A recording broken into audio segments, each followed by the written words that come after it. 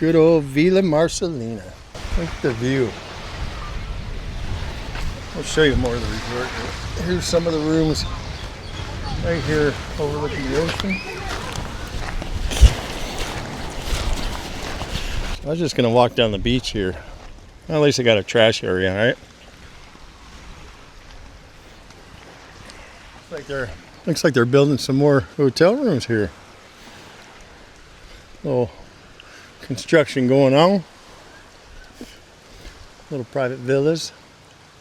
Nice place. Beautiful pool. Not the best beach in the world, but a little gravelly.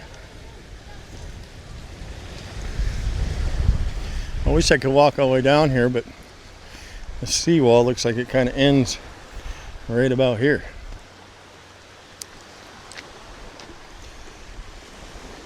But you can hear the waves in the background, man. It's peaceful. Could you imagine this anywhere else? Not really. So here's overall, the resort goes all the way down there. Beautiful pool, nice rooms. Just really enjoy this place. It's good to get out after being down for 10 days or so. Well, guys, welcome back to Mo and Dave. We were at a birthday party and I kind of snuck away down the beach. They're way over there somewhere. I want to get away from all the karaoke and music. I don't want to be copyright nailed. So anyways, just kind of chilling out today. Finally got out of the house after being sick for 10 days. And yeah, I had that upper respiratory issue. Whew, man, it was brutal. Runny nose, headaches, just brutal. But what I want to talk about, I got a spider on me and he won't leave me alone. Little spider. What I was going to talk about basically is, a lot of people watch videos on the Philippines and they get their information off of there, and sometimes it's not the best information, or you misunderstood the information. But in reality is when you come here to the Philippines, you have to be prepared, and you're not going to learn everything off from YouTube. I mean, you can learn a good amount, but everybody will have a different lifestyle, a different cost of living, different insurances, different transportation, different values, different ways they want to live, whether they want to be in the city or out in the provinces or right outside of the city. Everybody will have a difference in what they're willing to rent and what they're willing to spend on rent. So I think, when I do videos on our cost of living, that's because I live in Calbayog City. And that's what it cost me to live there. Now, if I was in Dumaguete, it would be a lot more because there's so many expats, they're driving the prices up. But, I'm in Western Samar, Calbayog City. It's an up-and-coming city. We don't have any major malls or any of that, but they're working on it. We have 3 major grocery stores that are okay. But, we travel to Cebu and we go to the grocery store there, and they got so much more for us to choose from, which, if I lived in Cebu, I would spend a lot more money because I'd be buying a lot more food Americanized at a higher cost. So, I got some comments on, you didn't include your insurance and the transportation. Well, insurance is on an individual. How much you want, what your coverage is, how much your deductible is, how old you are, what's your prior health issues. There's so many factors in insurance, and everybody jumps the gun and starts raising hell when you give a quote on something. So I'm going to stop doing that. And I've never mentioned insurance for transportation, other than I think I put in fuel costs one time when I did a budget video. But if you're in the city and you're only using local transportation, you're only paying 15 or 20 pesos per ride. And me, I'm driving a car and I'm putting in, $3,000 pesos a week because I'm driving all over hell, 50, $60 a week, we have a difference. So I think reality is until you get boots on the ground over here, until your feet hit the Philippine soil, you will not know what you're going to spend because you have no idea where you are. That's why they tell you, come over here, travel around, figure out what you like, look at the local prices, and see if that's a place you want to live.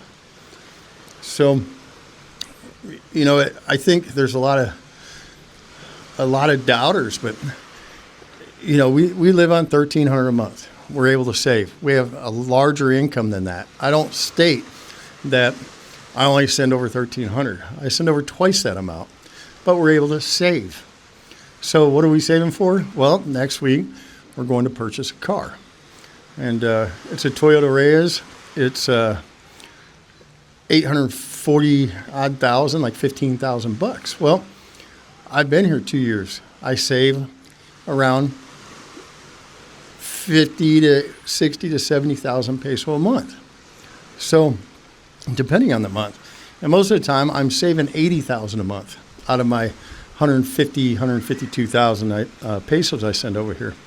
So, if you add it up, I've been here over 24 months, so I've saved quite a bit of money on a very small income coming in, and I'm able to go pay cash for a car. So, 15,000 is nothing to shake your head at, but I tell you what, I couldn't pick up this car in the States for 15,000. It'd be more like 35, 38,000 for the same car. Because, it's traveling a lot farther, and the U.S. has a lot of taxes, man, hidden taxes. And the taxes here are included in the price.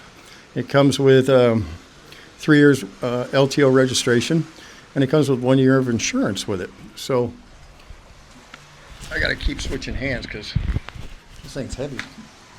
So, like I said, it all depends on what you want to spend, how much you have to spend, and what you're willing to just waste, We don't waste a lot. I'm very fortunate. I got a wife that she saves every dime. She came from nothing, worked her butt off, learned the value of a dollar. And I always say, if you're going to meet a Filipino woman, you should probably go for one that already had a job and understands finances, understands how hard it is to come by. And I think you'll have a better option in life that way. But if you get somebody that's never worked, doesn't understand numbers, doesn't understand what it's like to work for 250 or 300 pesos a day, you're going to have a hard time. So, anyways, I just want to kind of vent that out, Don't stick everybody to their numbers and think that's going to be your number, because it's not. Everybody's different. That's what makes the world such a unique, awesome place, right? We all have different values and things that we need in life. But it's a wonderful place. You just have to come over and experience it and figure out your options, man. So I appreciate it. I appreciate all the subscribers, even the non-subscribers that watch the channel, and send me messages. And I think I respond to just about every single one of them.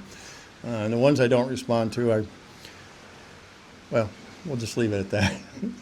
But no, it's a really good life over here. It's definitely slow paced. That was probably the hardest thing for me to get used to is, just how slow paced it is and how slow people react to when you need something, and time frames. But once you've been here for a while, you just don't care either. You say, he said he's going to be here at 10. They usually show up at 11, 11:30. So you always set an earlier time. Is what I learned. With her brother, we help him with school, pay his rent for him so he can make it through college. And today's the 1st, and his rent's due today. And he hit us up last night. And Mo said, be there at 8. He got there a little after 9. And we knew that. We always tell him an hour to 2 hours before, because we knew we had plans today. Look at this beautiful scenery. I'm looking at that over there. Probably doesn't show up on the camera that well, but man, it is gorgeous, guys. There's a nice breeze coming through here. This is why I live in the Philippines. For the relaxation, no stress, and I do my best to get rid of the negativity. It takes a while when you've been conditioned for so long out of the U.S. Negative, negative, negative. It takes a long time to get that out of your head. And every day, I feel more and more grateful for being here in the Philippines and learning a new culture and enjoying a new culture. And I've noticed I've separated myself from quite a few expats that are always politically hostile and angry at everything. And the more I separate myself from certain expats, the better I feel about myself, to be honest, because I don't have to listen to it and fall back into the trap of negativity. So I guess when you're over here, if you want to live a good culture life with your Filipina or travel around, just separate yourself from the Western culture and see how you enjoy it. It's a challenge, but it's worth it. All right, guys, I just wanted to kind of ramble on about a few things and set the record straight, But I hope you guys all have a wonderful day. Enjoy your week. Take a deep breath. And hopefully you guys make it here to the Philippines. Until the next video, take care, guys.